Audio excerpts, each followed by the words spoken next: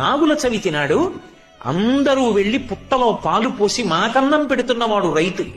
ఆ రైతు ఎక్కడుంటాడో అక్కడ నువ్వు ఉంటావు. ఆ అన్నదాత రక్షింపబడాలి. అన్నదాతతో ప్రధానమైన అనుబంధం కలిగిన పండగ. వెళ్లి పుట్టలో పాలు పోసి ఆ చిమ్మిలి వేసి చలివిడి వేసి నమస్కారం చేసి ఒక మాట చెప్తారు. దానికేం పెద్ద పెద్ద మంత్రాలు చెప్పలేదు. అందుకే పడగ తొక్కితే పగవాడనుకోకు, నడుం తొక్కితే నా వాడనుకో, తోక తొక్కితే తొలగుతూ వెళ్ళిపో, ఇదిగో ఈ నూకలు తీసుకో మాకు మూకలియ్యి అంటారు. అది మూడో ఫలితం.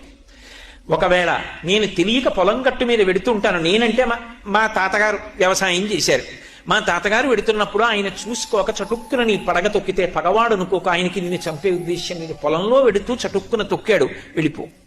నడుం తొక్కితే నావాడనుకో, తోక తొక్కితే తొలగుతూ వెళ్ళిపో. ఆయన జోలికి రాకు.